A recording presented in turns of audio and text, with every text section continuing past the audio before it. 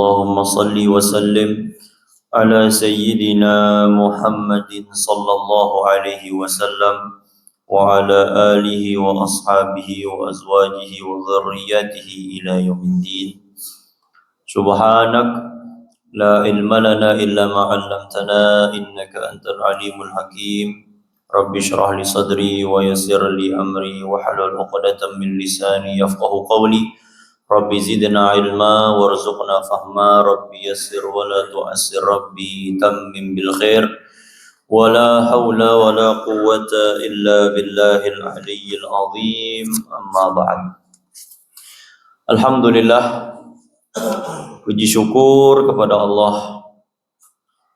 Kita betul-betul berterima kasih kepada Allah Subhanahu wa taala karena ternyata Allah masih banyak sekali memberikan kenikmatan kepada kita.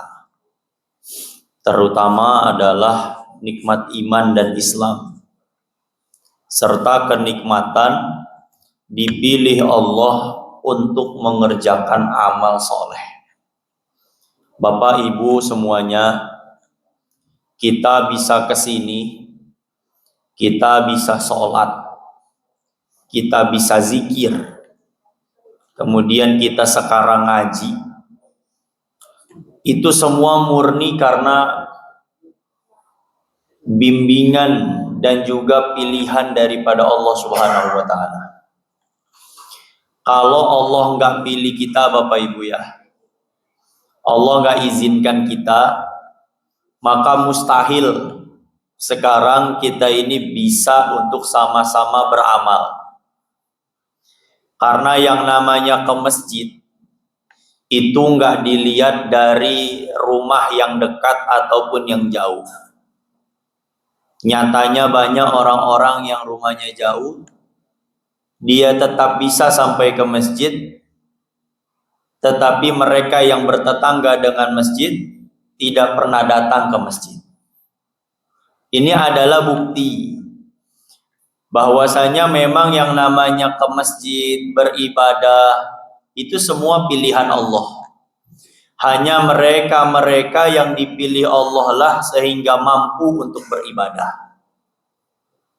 Ke masjid beribadah itu nggak dilihat dari mereka yang tubuhnya kuat.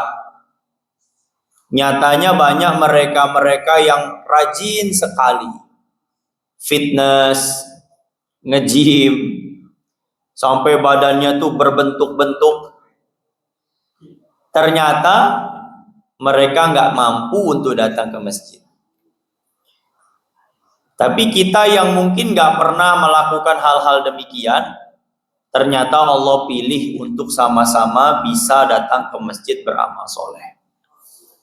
Maka kita patut bersyukur Bapak Ibu ya, agar kenikmatan ini senantiasa Allah tambahkan di dalam diri kita, sehingga sampai nanti kita mati, sampai nanti kita berjumpa dengan Allah, kita senantiasa menjadi hamba-hamba Allah yang dipilih untuk memperbanyak amal soleh. Dan semoga semua amal soleh kita diterima oleh Allah Subhanahu wa taala. Amin ya rabbal alamin. Bapak Ibu yang dimuliakan Allah, kita ini sekarang berada di bulan Muharram. Masihlah kita ini berada di bulan haram. Ya, jadi antara bulan haram dengan bulan Muharram itu beda ya. Kalau bulan haram itu bulan yang 4. Bulan Rajab, kemudian Dzulqa'dah, Dzulhijjah, dan Muharram. 4. Adapun Muharram ya bulan ini aja, itu namanya Muharram. Nah, di bulan ini Bapak Ibu ya, ada beberapa poin yang perlu sekali kita ketahui agar kita nantinya tidak terluput dari amal, tidak terluput dari kebaikan yang diajarkan oleh Nabi dan juga diajarkan oleh para ulama. Ketika kita kerjakan, maka nantinya banyak sekali kebaikan-kebaikan serta pahala-pahala yang kita dapatkan daripada Allah Subhanahu wa taala. Nah, ketika kita masuk Muharram, maka nanti ada hari yang kita sebut dengan hari Asyura. Hari apa Bapak Ibu? Tanggal berapa itu? Tanggal 10 Muharram. Berarti kalau kita hitung dari awal, sekarang kita ini sudah berapa Muharram dulu? Sudah berapa ini, Pak?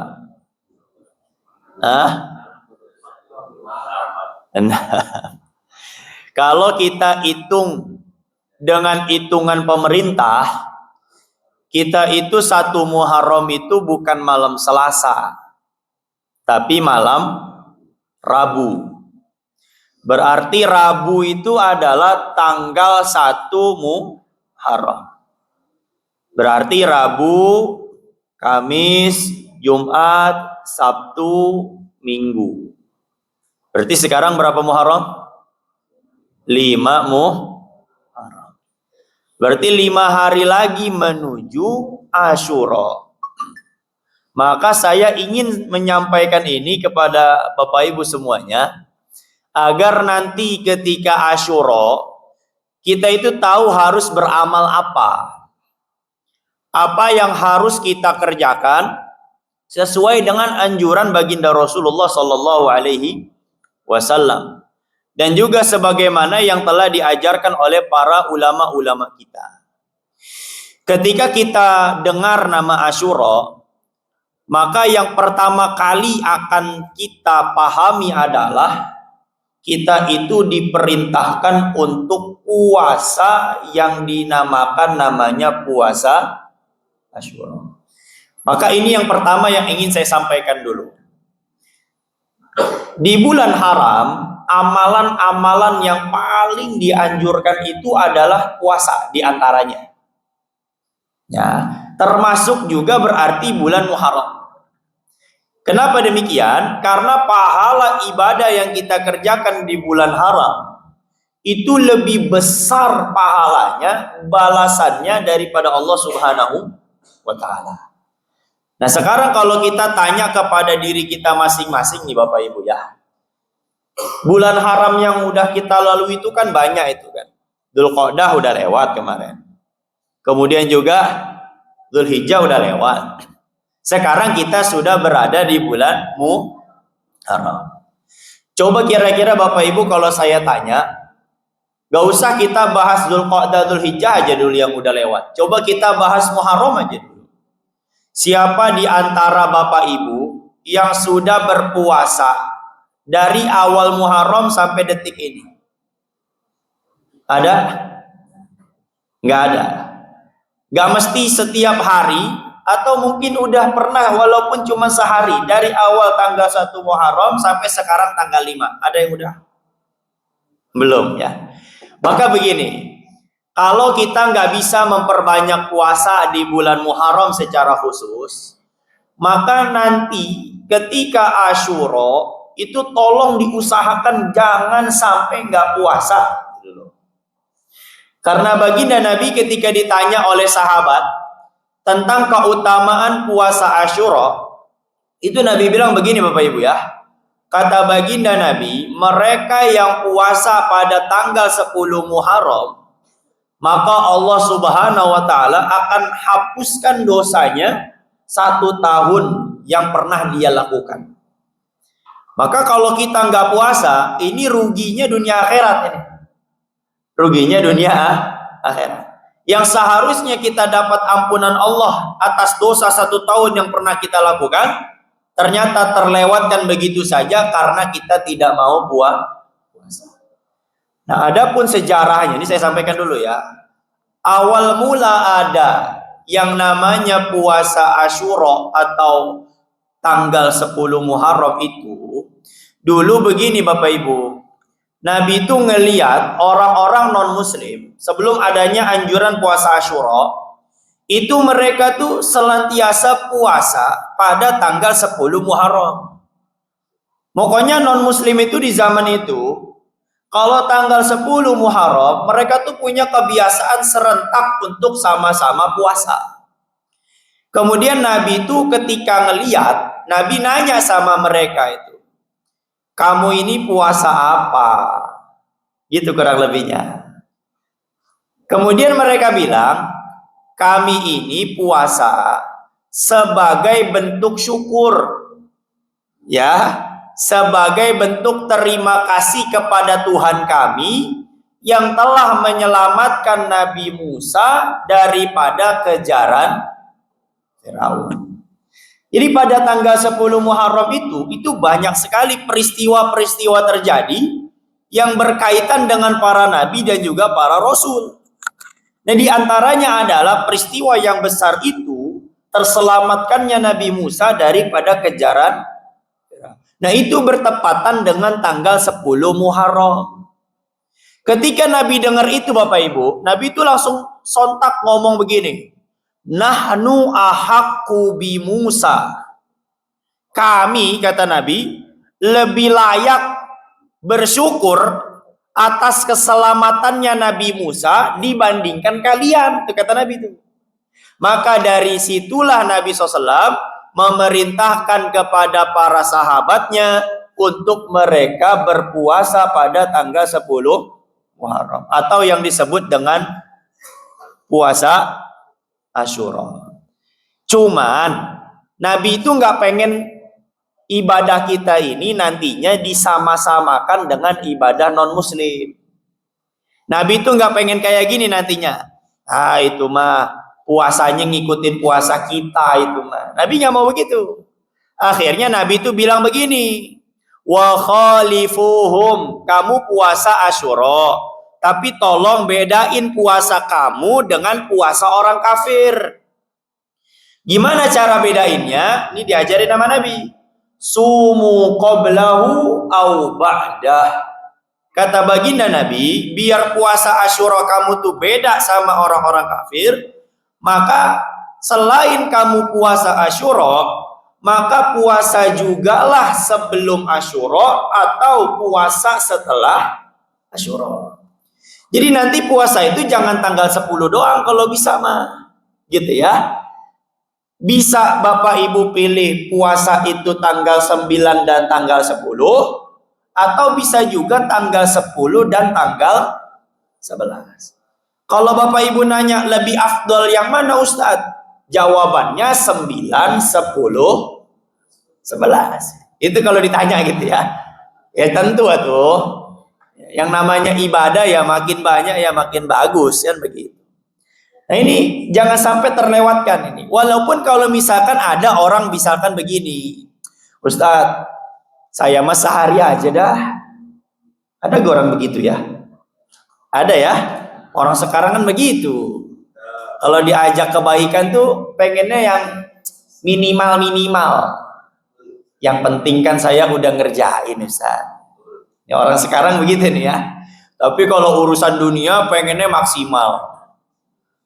Urusan dunia pengennya, coba ibu-ibu jawab, ibu-ibu maunya dikasih setiap bulan 1 juta, apa dikasih tiap bulan 10 juta Bu? Coba. Atau ada pilihan lain Bu? Ibu mau dikasih setiap bulan 10 juta, atau setiap bulan 200 juta? Kayak yang viral-viral ini. Tahu gak ibu-ibu? Coba, kita pasti langsung pengennya yang gede dong. Pengennya 200 juta dong. Kenapa coba? Karena kita tahu betul semakin gede bilangan uangnya, maka semakin gede manfaat dan kenikmatan yang kita dapat dalam urusan dunia kita. Betul gak dulu? 10 juta bisa beli apa kira-kira? Hah? Bisa beli apa Bu? Ibu ngayal aja dulu, ngayal Bu. Ibu ngayal aja dulu, ngayal coba. Siapa tahu berkah ngaji nih, ya pulang bener-bener dikasih 10 juta Bu. Ya, walaupun nggak tahu itu duitnya dari mana ya. Coba 10 juta kira-kira bisa beli apa coba? Ya 10 juta kalau kita ke mall belanja elektronik, paling dapat apa sih kalau elektronik nih ya? Paling dapatnya handphone, Handphone juga kalau yang mahal mah nggak dapat 10 juta. Gitu kan? Nggak dapat 10 juta. Tapi kalau 200 juta, Bu. Oh, itu kalau ibu ke CCM, Bu berasa orang jadi paling kaya, Bu. Kenapa? Karena bisa beli apa aja yang kita mau di situ.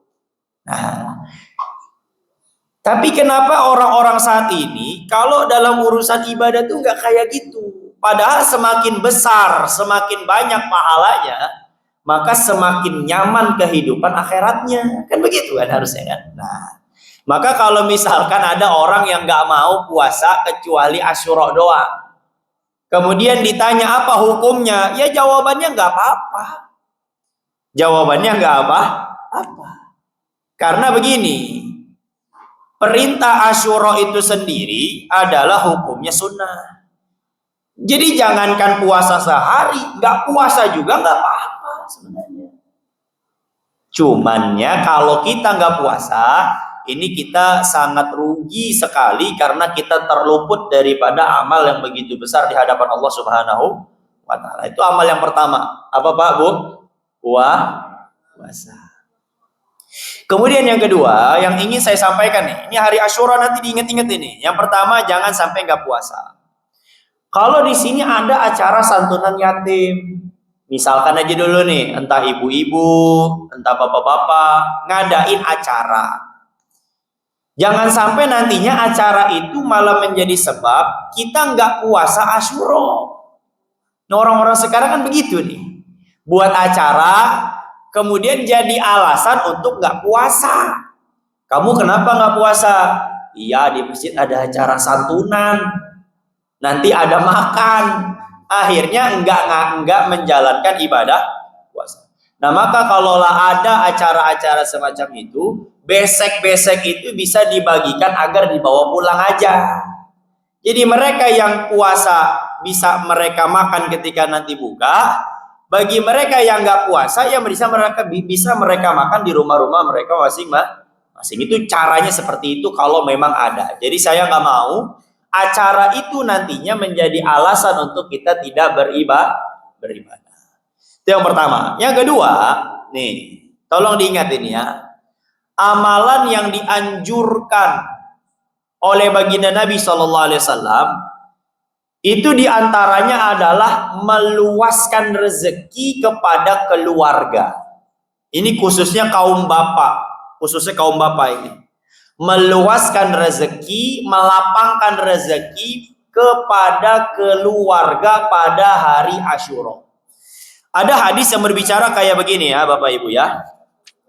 Hadisnya riwayat daripada Sayyidina Abu Sa'id Al-Khudri, baginda Nabi SAW bersabda, "Man wassa'a ala iyalihi yawma Asyura, wassa'allahu alaihi fi sanatih kulliha." Kata Nabi, siapa yang meluaskan rezeki kepada keluarganya pada hari Asyura, maka kata baginda Nabi, Allah Subhanahu wa Ta'ala akan meluaskan rezeki dia pada tahun itu. Pada tahun itu. Maka nanti bapak-bapak, ini saya pesan ya, hari Asyura, coba yang biasa ngasih istri itu hariannya 50.000, itu jangan 50.000, tapi dilebihin. Jadi 100.000, 200.000 dengan niat ngamalin apa yang Nabi perintahkan. Ini benar Pak, ini benar. Karena begini ya, kata Imam Sufyan Tsauri, seorang ulama yang soleh, beliau katakan, "Jarrabnal amal bihadzal hadis 50 aw 60 sanah, fawajadnahu kadzalik." Kata Imam Sufyan Tsauri, saya ngamalin ini ya selama 50 sampai 60 tahun. Dan saya mendapati apa yang dijanjikan oleh Rasulullah. Allah cukupkan bahkan lebihkan rezeki saya sepanjang tahun. Jadi bapak-bapak yang pengen rezekinya Allah mudahkan, Asyura nanti kasih duit ke keluarga lebih banyak. Siap insya Allah? Punya duitnya nggak dulu ini? Nih ibu-ibu ya. Nih, ibu-ibu senyum-senyum aja ini kan. Ini Asyura ini Pak. Jadi amalan Asyura itu yang pertama puasa. Yang kedua, meluaskan rezeki kita kepada keluarga. Bapak yang biasa ngasih anak jajan sehari itu 10.000 misalkan, maka Asyura mah jangan 10.000 gitu ya, dilebihin 20 misalkan, 25 misalkan, niatnya untuk ini. Nah kalau bapak-bapak mau lebih dahsyat lagi Pak, Asyura nanti tuh Pak, bapak keluar ajak anak istri bapak tuh jalan-jalan. Ini bapak-bapak nih dengerin baik-baik. Ya. Kata ibunya, pas ini Ustadz, saya punya suami gak pernah ngajak jalan-jalan. Begini Pak, ini amalan saya setiap tahun tuh ini diantaranya. Puasa, yang kedua nyenengin istri dan anak. Jadi tiap tahun tuh saya amalin ini Pak. Dan ternyata memang Nabi itu gak akan dusta dengan ucapannya. Setelah saya amalin ini Pak, dari awal saya tuh nikah sampai detik ini, Allah nggak pernah ya kurang dalam memberikan rezeki kepada saya. Dan saya ini nggak pernah ngerasa kurang dalam urusan rezeki. Bahkan Allah lebihkan tuh sampai berkali-kali lipat di luar dari nalar saya. Nah di antaranya adalah meluaskan rezeki kita, nyenengin anak istri pada hari Asyura. Ya minimal mah Pak, ajak atuh istrinya ke tempat makan misalkan gitu ya. Ya walaupun yang enggak mahal-mahal banget lah, yang penting nyenengin mereka Pak. Bapak tahu gak, istri itu Pak diajak keluar naik motor, muter-muter, itu aja udah seneng bener dia. Udah seneng bener itu. Apalagi kalau diajak jalannya tuh ya ke mall, ke tempat wisata. Ini diantara amal yang diajarkan oleh baginda Nabi Muhammad Sallallahu Alaihi. Nah, maka mulai sekarang bapak-bapak mulai siapin duitnya ya Pak ya. Satu, yang kedua mulai siapin tempat yang mana bapak mau datengin sama anak dan istri bapak. Siap insya Allah? Insya Allah. Ini amalan. Ini yang kedua ya. Melapangkan rezeki kepada keluarga. Kemudian yang ketiga Pak, ada amalan Pak, Bu, yang menjadi menjadi adat kita. Kalau kita masuk bulan Muharram tuh, pasti ada istilah dengan lebaran yatim. Betul gak dulu? Di sini ada santunannya. Nanti itu Asyura ada santunan. Atau kapan? Asyura nanti ada? Alhamdulillah. Dan sekarang begini Bapak Ibu. Bapak Ibu tahu gak? Santunan yatim itu dalilnya dari mana? Khususnya santunan yatim pada hari Asyura. Atau istilah lebaran yatim. Itu dalilnya dari mana? Itu dulu. Karena begini ya, kita nih jangan asal beramal. Semua itu harus ada ilmunya. Harus tahu dasar. Saya nggak mau nanti begini Bapak Ibu, bilang amal yang dilakukan itu adalah sunnah Rasul, padahal Rasul nggak pernah ngerjain itu. Ini bahaya sekali nih. Ini nanti khawatirnya masuk ke dalam hadis yang Nabi bilang, man kadzaba alayya muta'ammidan falyatabawwa maq'adahu minan nar. Siapa yang berdusta atas nama saya, Nabi nggak pernah bilang, tapi dia bilang itu adalah perkataan Nabi. Itu namanya berdusta atas nama Nabi.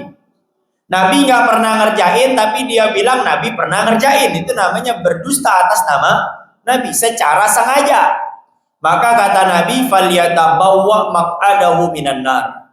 Maka siapkanlah tempat duduk daripada api neraka. Waliyadzubillah.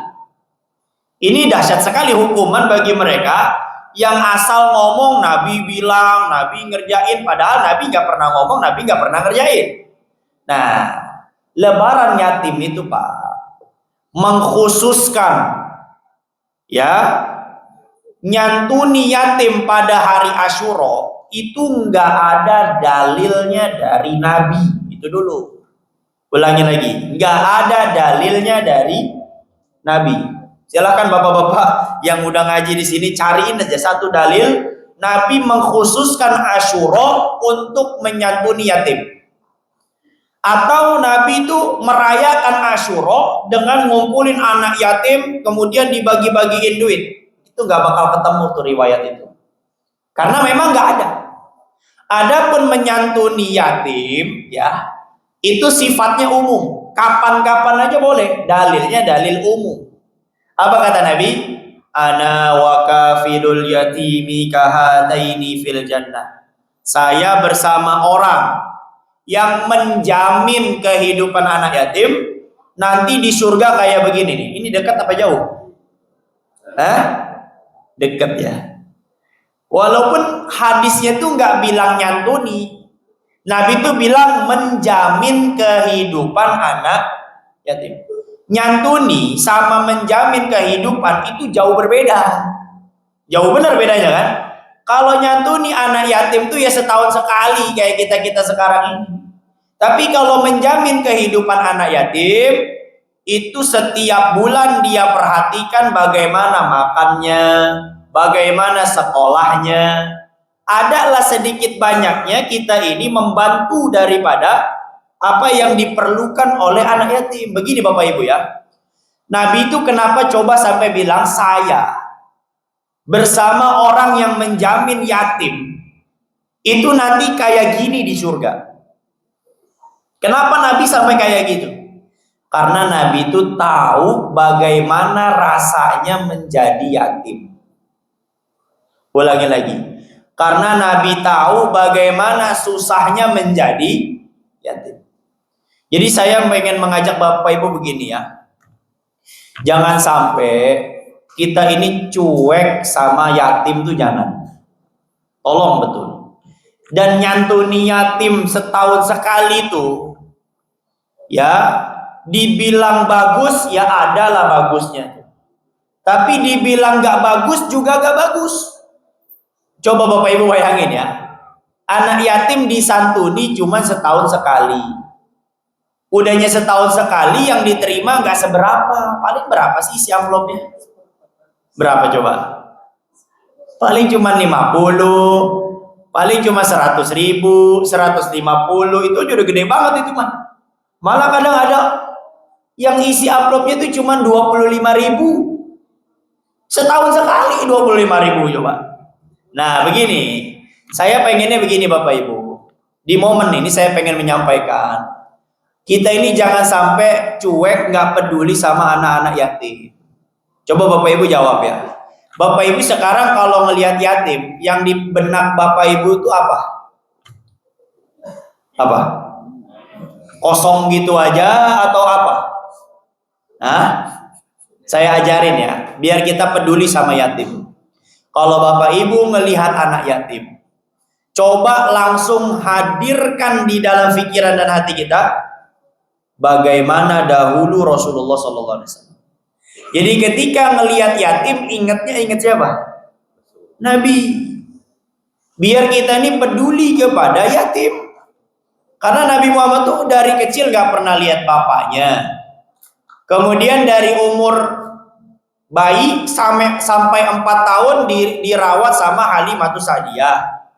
Setelah umur 4 tahun balik ke Ibunda Aminah, baru 2 tahun tinggal sama ibunya, ziarah ke Madinah, kemudian pulang dari Madinah, singgah di Abwa, ibunya meninggal.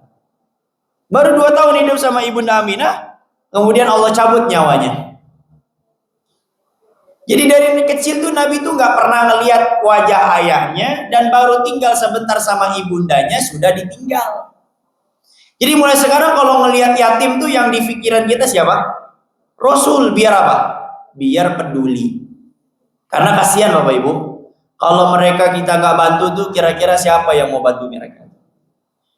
Ya, dan yang bagus itu bukan hanya menyantuni yatim. Jangan salah nih. Yang bagus itu adalah menjamin kehidupan mereka semampu yang bisa kita lakukan. Misalkan begini nih, Bapak Ibu ada anak yatim di perumahan kita nih. kemudian dia pesantren, kemudian dia sekolah misalkan. Bapak Ibu kira-kira sanggupnya menyanggupi apa dalam menjamin kehidupan dia? Misalkan dia sekolah ataupun dia pesantren. Bapak Ibu bilang sama orang tuanya, "Bu, anak ibu ini saya jamin mulai sekarang SPP sekolahnya." Misalkan dulu tuh. Berarti menjamin daripada pendidikannya, kan begitu ya? Atau misalkan Bapak Ibu nih datang kemudian nanya, "Bu, Ibu kalau makan sebulan berapa?" Kemudian si ibu bilang, "Saya sebulan sama anak saya 2 orang kurang lebih 700 sampai 1 juta." Kemudian Bapak bilang, "Mulai sekarang saya siap menanggung makan Bapak Ibu tiap bulan, makan ibu dan anak tiap bulan sebesar 500.000 misalnya." Begitu caranya. Biar kita tergolong orang-orang yang menjamin kehidupan anak yatim. Biar nanti di dalam surga bersama Nabi itu kayak gini. Nah, sekarang kalau bapak-bapak nih, ibu-ibu, nggak mampu menjamin kehidupan yatim itu secara individu, maka kita bisa dengan cara kolektif. Ini saya kasih tahu nih. Ada gak dulu di sini kolektif untuk menyantuni anak yatim setiap bulan? Ada nggak dulu? Hah? Ada keropak. Alhamdulillah kalau ada keropaknya ya. Nah, coba selalu diingatkan kepada para jamaah untuk mengisi keropak-keropak yatim itu. Maka Bapak Ibu yang ngisi keropak yatim itu berarti sudah ikut andil untuk menjamin kehidupan anak yatim setiap bulan. Dan keropak itu jangan hanya dibukanya nanti setahun sekali, jangan. Tiap bulan buka, dapatnya berapa, kasih kepada beberapa anak yatim aja, nggak perlu banyak-banyak. Biar apa? Biar terjamin makannya. Kalau nunggunya tahun depan misalkan, itu keburu mati anaknya nanti. Karena nggak ada makan. Nih kayak begini, ini nih program masjid ini harus terstruktur kayak begini. Agar masjid itu betul-betul menjadi maslahat untuk umat. Umat itu betul-betul merasa terbantu dengan adanya masjid tadi, diantaranya anak-anak yatim. Nah, kembali ya. Adapun lebaran yatim pada tanggal 10 Muharram atau kepada hari Asyura itu bukan dari Nabi, Bapak Ibu. Ulangi lagi, bukan dari Nabi. Jadi kalau nanti ada orang bilang gini nih, kita bikin acara kan santunan yatim. Kemudian kita bikin acara tuh dengan baca maulid dulu, dengan ceramah dulu dan semacamnya misalnya. Kemudian ada orang bilang gini, itu masjid Al-Muhsanat itu ngapain dia kumpul-kumpul itu, bid'ah, itu mah bid'ah misalkan. Ada orang ngomong gitu misalnya. Biarin aja, karena memang itu memang yang kita lakukan adalah perkara bid'ah.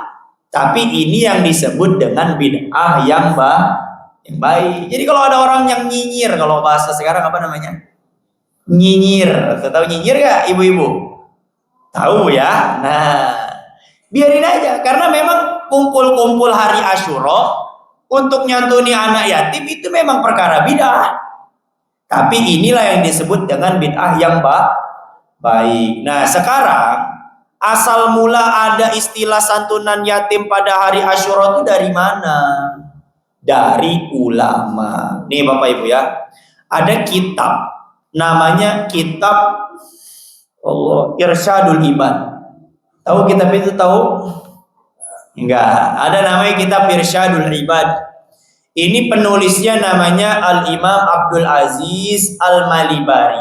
Orang soleh, orang alim. Di dalam kitab itu, Imam Abdul Aziz Al-Malibari itu menuliskan satu cerita. Ada orang soleh yang bernama Atiyah bin Khalaf. Siapa namanya?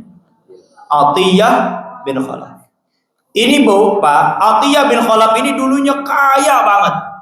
Pokoknya kaya banget lah. Di Mesir tuh di antara orang yang paling kaya, dia orang Mesir. Itu adalah Atiyah bin Khalaf. Tapi Allah uji dia. Allah rubah kehidupannya jadi 180 derajat. Yang awalnya kaya banget menjadi miskin banget. Dan itu mudah bagi Allah. Gampang nggak Bapak Ibu sekarang yang punya duit, tiba-tiba duitnya Allah buat gak ada, bisa nggak? Yang sekarang kaya, tiba-tiba Allah jatuhin miskin, bisa nggak? Yang sekarang punya pangkat, Allah jatuhkan pangkatnya hilang, bisa nggak? Yang sekarang sehat, Allah jatuhkan sakit, bisa nggak? Ini pelajaran Bapak Ibu. Jangan sampai rezeki yang Allah berikan, kesehatan yang Allah kasih, malah membuat kita jauh dari Allah. Jadi ini tadi ya, karena Allah itu mudah sekali membalikan keadaan seseorang itu. Yang awalnya nyaman jadi nggak nyaman, yang awalnya sehat jadi nggak sehat. Ini contohnya Atiyah bin Khalaf. Allah rubah kehidupannya yang awalnya kaya jadi miskin. Sampai di dalam kitab itu dikatakan nggak ada lagi harta yang tersisa kecuali bajunya. Ketika Atiyah bin Khalaf lagi sholat di masjid namanya Masjid Amr bin As. Jadi Bapak Ibu kalau pergi ke Mesir, nanti ada masjid namanya Masjid Sayyiduna Amr bin As. Masjid daripada sahabat baginda Nabi Muhammad sallallahu alaihi. Sholatlah Atiyah di sana. Selesai sholat, kemudian dia doa, dia berzikir kepada Allah. Selesai semuanya, ada ibu-ibu bawa anak datang kepada Atiyah bin Khalaf. Ketika itu bertepatan dengan hari Asyura. Nah ini ingat-ingat nanti hari Asyura ini ya. Jangan sampai enggak nyantunin yatim bapak-bapak, ibu-ibu. Pokoknya keluarin duit berapapun untuk nyantuni yatim pada hari Asyura nanti. Ini amalan yang ketiga. Pertama puasa, kedua meluaskan rezeki kepada keluarga, yang ketiga nyantuni anak yatim. Datang ibu-ibu ini bilang sama Atiyah bin Khalaf, wahai lelaki, saya ini janda. Cerita gitu. Anak-anak saya ini yatim. Dan kami ini belum makan. Tolong bantu saya agar saya bisa beli makanan untuk anak-anak saya. Saya sebelumnya nggak pernah minta-minta kayak gini. Kata perempuan ini. Ini terpaksa karena nggak ada lagi uang yang tersisa untuk anak-anak saya makan. Coba Bapak Ibu jujur. Kalau Bapak Ibu di posisi Atiyah bin Khalaf, apa yang Bapak Ibu lakuin? Hah? Bingung. Apa kira-kira? Maaf ya Bu, saya juga lagi susah. Gitu ya? Gitu ya? Tapi kalau orang soleh itu nggak kayak gitu. Kalau orang soleh nggak kayak gitu. Kalau kita kayak gitu karena kita nggak soleh. Padahal masih punya motor. Padahal masih punya HP. Padahal masih mampu beli kuota, tapi ada proposal untuk apa acara muharraman, nggak mau bantu dia. Bilangnya, duh saya lagi susah. Udah kayak orang paling miskin sedunia, ya. Padahal masih punya rumah, padahal masih sehat, tuh padahal tuh, ya. Padahal masih bisa beli rokok. Ulangi lagi, padahal masih bisa beli rokok, tapi bantu untuk program masjid nggak bisa. Itu kayak apa coba kita ini? Nah, Atiyah bin Khalaf ini karena dia orang soleh, dia tuh tadi ketika ngelihat anak yatim, yang di benak dia tuh, oh Rasulullah tuh dulu anak yatim. Kalau saya nggak bantu, nanti saya ketemu Nabi di akhirat tuh kayak apa malu saya. Ada anak yatim kelaparan tapi saya nggak bantu. Akhirnya Bapak Ibu coba perhatikan ya. Setelah dialog yang semacam itu, Atiyah bin Khalaf ngajak ibu-ibu ini sama anaknya untuk mengikuti Atiyah bin Khalaf ke dalam satu tempat yang itu dijadikan tempat istirahat oleh Atiyah bin Khalaf. Kata Atiyah setelah sampai ke tempat istirahat itu, ibu tunggu di sini. Saya mau masuk dulu sebentar. Setelah Atiyah bin Khalaf masuk, ternyata dia buka bajunya. Setelah dibuka bajunya, dibuka pintunya sedikit, dia berikan baju itu kepada perempuan tersebut. Sambil ngomong, Bu, ini harta terakhir saya. Ya, silakan ibu bawa, jual uangnya buat makan anak-anak yatim yang bersama ibu. Itu orang soleh sampai segitunya. Orang miskin nyantunin orang miskin. Tolong ulangi lagi kalimat ini. Orang miskin nyantuni orang sekarang nih keliru ya. Yang namanya ngebantu tuh sodako itu selalunya gini, ntar dah kalau punya duit, selalunya gitu. Ntar dah kalau udah kaya, selalunya gitu. Salah. Di mana-mana orang sodakoh biar punya duit, sodakoh biar kaya. Jangan nunggu kaya baru sodakoh. Iya kalau kaya nantinya. Kalau nggak kaya sampai mati nggak pernah sodakoh. Waliyadzubillah. Nah, ini Atiyah bin Khalaf, walaupun lagi susah, walaupun lagi miskin, tetap dia berusaha agar bisa bantu orang. Nih bapak-bapak, ibu-ibu yang ngerasa hidupnya susah, bapak ibu tuh nggak sesusah Atiyah bin Khalaf. Masih punya rumah, masih punya tempat tinggal. Maka kalau ada ajakan untuk membantu sesama, itu jangan sampai ditolak. Keluarin berapapun yang bisa kita keluar. Akhirnya setelah ibu-ibu itu menerima baju daripada Atiyah, dia berdoa banyak kebaikan untuk Atiyah bin Khalaf. Setelah ibu itu pergi, Atiyah bin Khalaf ini bingung karena dia nggak punya baju, mau keluar gimana? Nggak punya baju. Akhirnya dia diem aja sampai akhirnya ketiduran. Ketika tidur, ternyata Atiyah bin Khalaf mimpi. Mimpi apa? Mimpi ngelihat singgasana yang besar banget. Satu. Setelah singgasana yang besar itu dilihat, ternyata keluar perempuan cantik dari singgasana itu. Ini bukan dongeng ini ya, jangan dianggap dongeng ini. Enak aja ini. Ini ulama yang ngomong, bukan saya ini ya. Keluar perempuan cantik dari singgasana itu. Kemudian ditanya sama Atiyah, kamu ini siapa?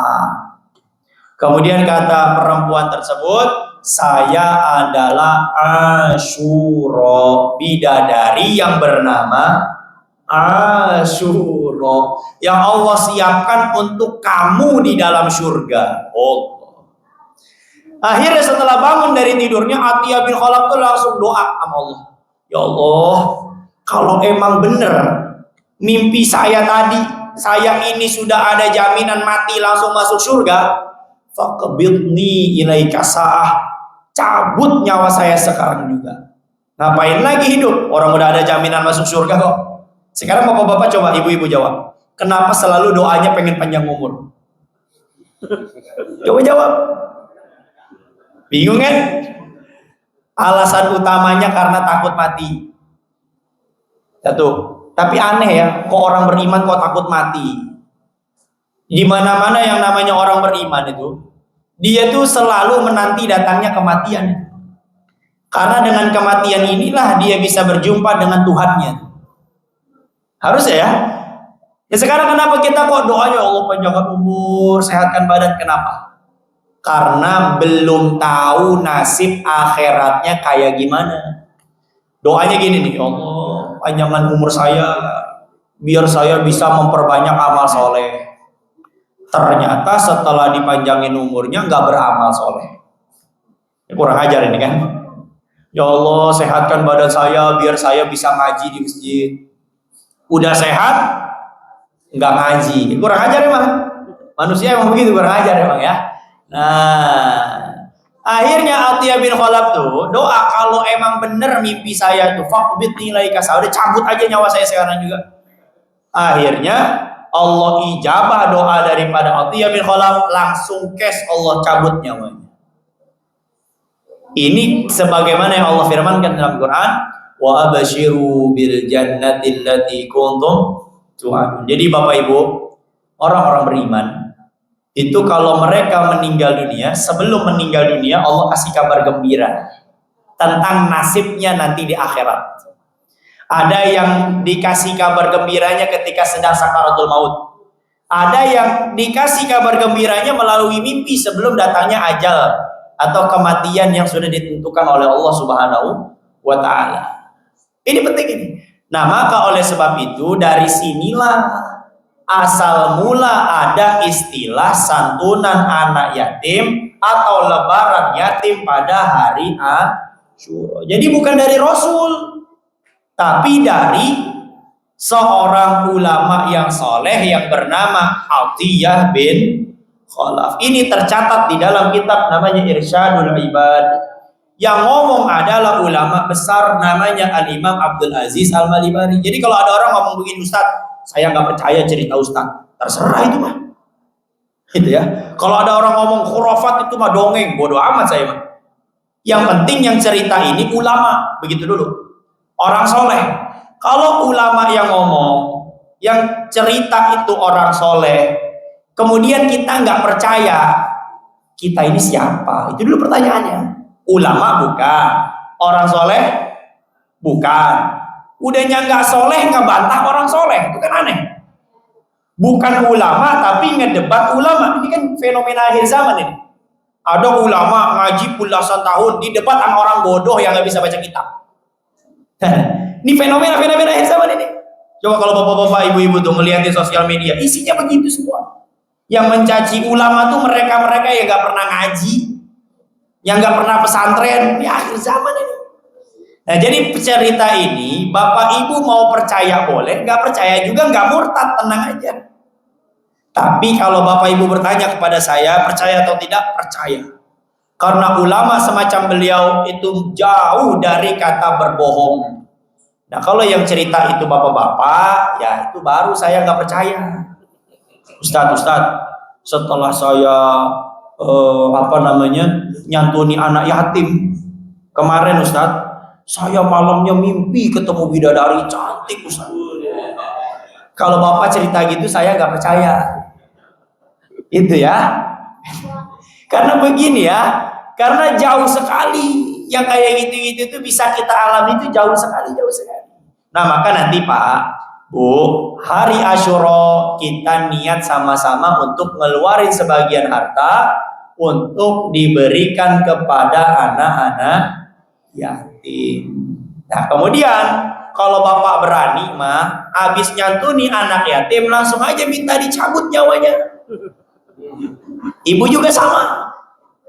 Bapak-bapak nih yang udah sumpah sama bidadari di rumah, gitu ya, maka bisa minta langsung dicabut nyawanya habis santunan anak yatim. Sumpah Ustaz, bidadari di rumah nih berisik. Misal, enggak lah ya Pak. Istri bapak mau baik-baik semua ini, insya Allah ya. Nah, itu 3 amalan tuh Pak. Yang 3-3-nya ini dahsyat kalau kita amalkan tuh. Yang pertama puasa Asyura. Yang kedua apa? Ngajak istri, anak jalan-jalan, intinya meluaskan rezeki kepada keluarga. Itu yang kedua. Yang ketiga, pada hari Asyura keluarkan sebagian harta kita untuk kita santuni anak-anak. Siap insya Allah? Mana DKM? Ya, nih. Ini udah jawab siap semua ini. Ya, insya Allahnya tuh insya Allah siap itu mah ya. Bukan insya Allahan itu mah, bukan. Bapak-bapak kalau masih nggak semangat juga nyantuni anak yatim, dah nggak tahu lagi saya harus kayak apa dah. Ya, begini Pak, Bu, bapak-bapak harus secara khusus ya, karena kan bapak-bapak ini kan yang megang duitnya biasanya, kan? Ibu-ibu mah kan nerima jatah aja Bu ya. Apa kebalik? Begini Bapak Ibu ya, coba jangan pernah ngerasa rugi dengan apa yang kita keluarin untuk kebaikan. Itu dulu ya. Karena apa yang kita keluarkan itu pasti Allah balas dengan yang lebih baik. Itu pasti. Jadi Bapak Ibu jangan, masa iya setahun sekali ini acara 100.000 nggak bisa keluar, masa sih? Kayak apa coba? Kalau 100.000 Pak, Bapak beli rokok Bapak, itu dapat berapa bungkus? Hah? 2. Kalau rokoknya Marlboro merah mah 2. 100.000 tuh. Betul gak dulu? Betul, udah mahal rokok udah. Nah itu 1, itu 2 tuh 100.000. Bukan saya Pak, bukan saya ini ya. Bapak Ibu ini ya. Bukan saya, bukan. 100.000 cuma dapat 2 tuh Marlboro merah. Itu juga kalau Bapak orang yang suka rokok emang getol, sehari habis. Berarti sehari 100.000. Sebulan 3 juta. Setahun 36 juta. 10 tahun 360 udah bisa beli mobil. Kata yang ngerokok, kamu nggak ngerokok udah bisa beli mobil belum? Belum. Emang susah nasehatin orang ngerokok tuh, susah Bu. Udah gak usah coba-coba ibu-ibu ya. Capek Bu, udah capek. Udah capek sendiri dah nasehatin orang ngerokok. Udah doain aja biar dapet hidayah. Dah selesai dah ya. Kembali. Jadi jangan sampai kita tuh bisa beli kuota, bisa beli rokok, bisa beli keperluan dunia kita lah untuk kenyamanan, tapi kita nggak bisa mengeluarkan sebagian harta kita untuk akhirat kita. Ya, maka oleh sebab itu saya ajak bapak-bapak, ibu-ibu semuanya untuk mengamalkan 3 poin yang tadi saya sampaikan. Sebenarnya saya pengen banyak ngomong di sini, cuman waktu kita terbatas. Saya ingin menyampaikan satu materi lagi tentang syiar yang sedang saya jalankan. Ya, apalagi kalau berbicara tentang yatim, panjang sekali. Banyak sekali pelajaran-pelajaran yang bisa kita dapat dari anak-anak yatim. Dan itu perlu sebenarnya untuk kita kaji. Cuman karena memang waktu yang sudah terbatas, kita akan melanjutkan dengan materi selanjutnya. Maka ini saya cukupkan dengan 3 poin tadi. Maka saya ajak Bapak Ibu untuk mengamalkan 3 poin tadi, khususnya pada hari Asyura. Insya ibu-ibu ingetin bapaknya Bu ya. Bapaknya ngaji gak Bu? Kalau ngaji alhamdulillah. Cuman takut lupa, nanti ingetin lagi hari Asyura. Colek-colek aja. Colek-colek aja. Jalan-jalan. Kan gitu ya. Paham dah langsung dah.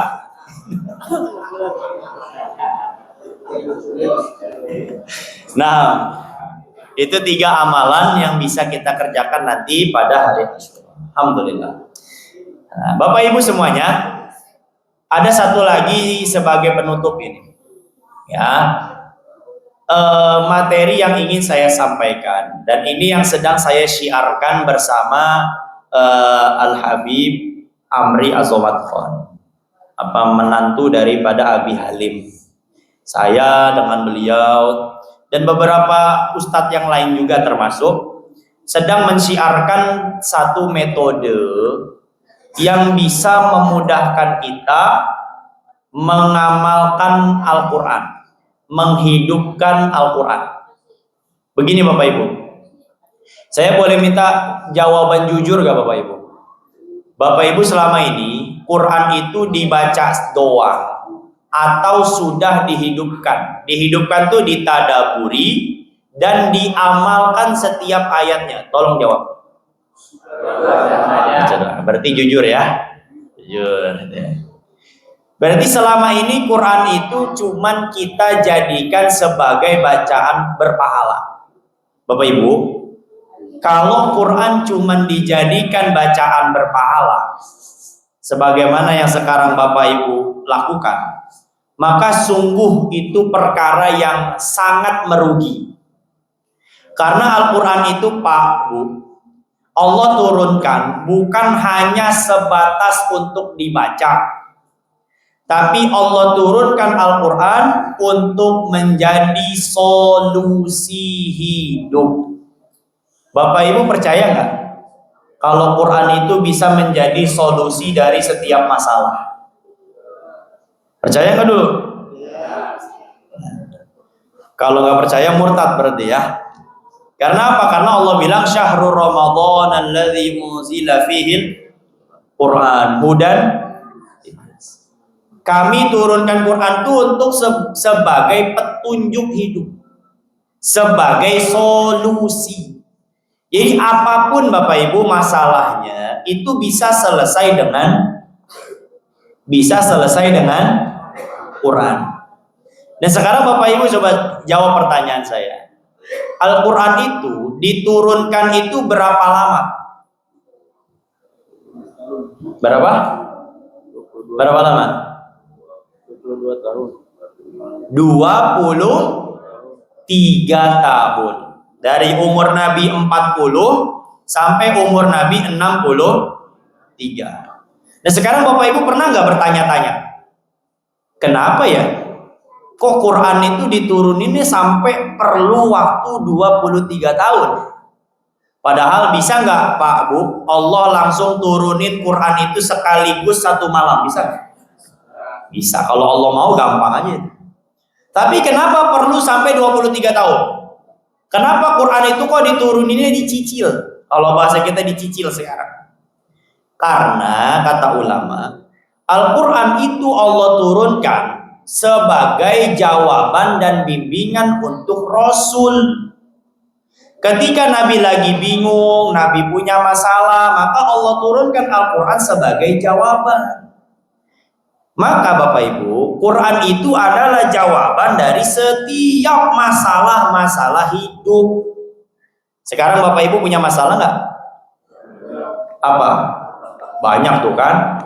Curhat jadinya kan? Banyak ya? Pasti, pokoknya orang selama dia masih hidup pasti punya masalah. Kalau ada orang bilang saya mah nggak punya masalah, bohong. Dia sedang membohongi dirinya sendiri. Dia itu punya masalah sebenarnya.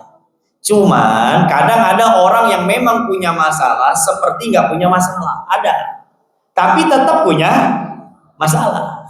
Kenapa bisa begitu? Punya masalah kok kayak nggak punya masalah, karena dia yakin dan dia tahu yang menggenggam masalah dia itu adalah Allah. Jadi nggak ada kerisauan, ketakutan di dalam hati itu nggak ada. Intinya yang namanya hidup itu punya masalah. Ada yang masalahnya ekonomi, ada nggak? Utang piutang, ada nggak? Bapak Ibu percaya nggak? Quran itu bisa memperbaiki ekonomi Bapak Ibu. Percaya nggak? Harus percaya ya. Kalau nggak percaya murtad, selesai. Jadi kalau ada yang bilang saya nggak percaya Ustaz, berarti keluar dari agama Islam. Kenapa demikian? Karena Allah bilang Quran sebagai solusi apapun tanpa dibatasi oleh Allah. Maka begini, sebagaimana firman Allah Subhanahu wa taala dalam Quran, "Lau annahum aqamut Taurata wal Injila wa ma unzila ilaihim la akalu min fawqihim wa min tahti arjulihim." Seandainya mereka mau menegakkan, perhatikan ini, bukan membaca, menegakkan, menghidupkan Taurat Injil, wa ma unzila ilaihim, dan yang diturunkan kepada mereka yaitu Al-Quran, la akalu min fawqihim, maka mereka pasti akan dapat rezeki dari langit. Bapak Ibu, rezeki langit itu apa? Apa? Hah? Ketenangan hati. Coba jawab, bisa gak ketenangan hati itu dibeli pakai duit? Dibeli atau didapat dengan rumah yang mewah? Nah, buktinya banyak orang-orang kaya gak tenang hatinya, gelisah aja. Padahal duitnya banyak, padahal pakai bodyguard, padahal rumahnya tuh udah safety bener, ada security-nya berjejer depan rumah, tapi hatinya gelisah. Itu yang disebut dengan rezeki hati.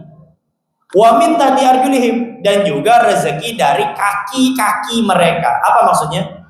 Rezeki yang diusahakan. Bapak Ibu kerja, Bapak Ibu usaha. Pengen gak kerjaannya, usahanya Allah bantu sehingga menghasilkan rezeki yang banyak? Pengen gak? Caranya, Qurannya jangan dibaca doang, tapi ditadaburi dan diamal.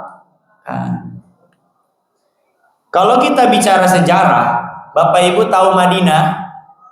Siapa yang udah ke Madinah? Ada? Ada ya? Semoga yang belum ke Madinah Allah izinkan ke Madinah. Yang udah berangkat semoga berangkat lagi. Nama dulunya tuh apa? Sebelum disebut Madinah tuh namanya apa? Apa namanya? Yasrib. Oh, pinter tuh, anaknya siapa tuh? Nanti Asyura jajannya gedein itu ya. Yasrib namanya.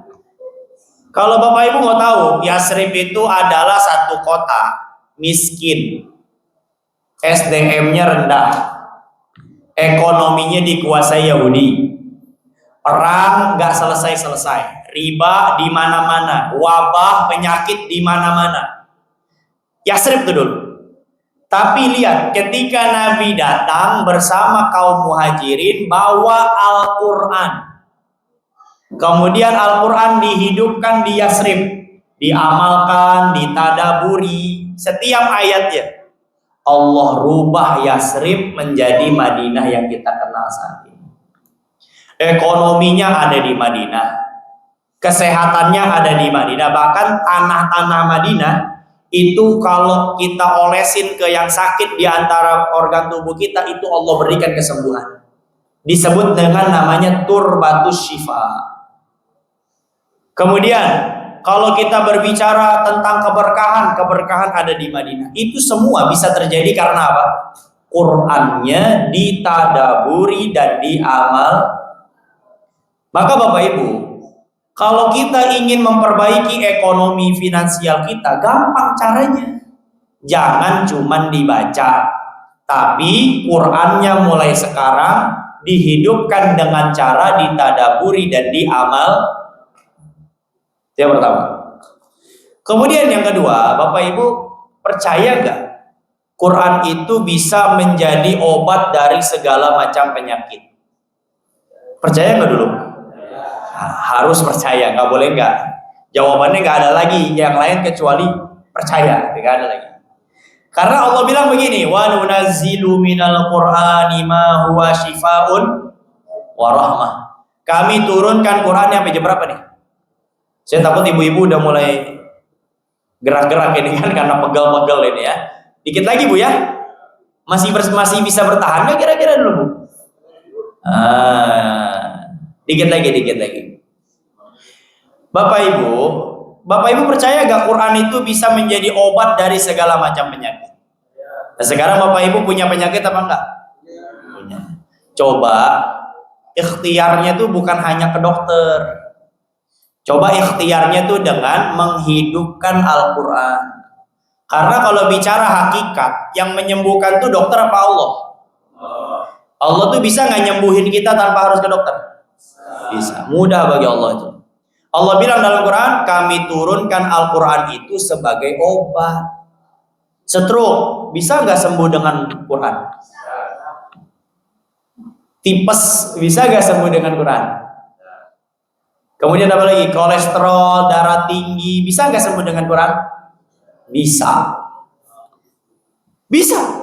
Tapi kenapa kok saat ini Quran itu nggak seperti menjadi obat dari penyakit-penyakit kita? Karena kita selama ini cuma membaca Al-Quran, bukan menghidupkan Al-Quran. Dan Bapak Ibu, dulu ada sahabat Nabi namanya Abu Musa al-Asy'ari. Siapa namanya? Abu Musa. Itu datang ke satu kampung, rajanya lagi sakit.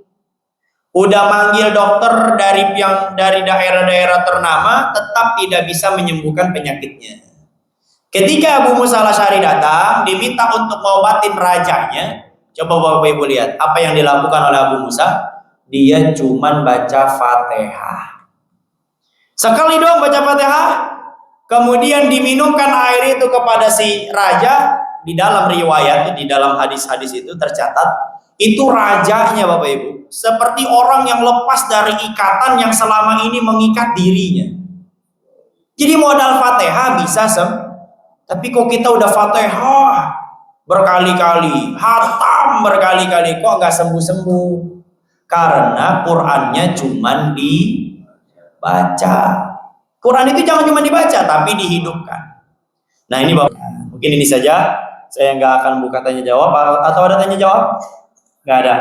Udah lewat waktunya 6:30 ya. Semoga ini menjadi ilmu yang manfaat buat kita semua. Allah berikan kita taufik hidayah sehingga mampu beramal dengan apa yang telah kita dapatkan pada kesempatan kali ini, dan Allah jadikan ini menjadi amal jariah kita kelak untuk masuk ke dalam surganya Allah Subhanahu wa taala. Amin ya rabbal alamin. Mungkin ini saja yang bisa saya sampaikan. Kurang lebihnya mohon maaf sekali. Kurang lebihnya mohon maaf.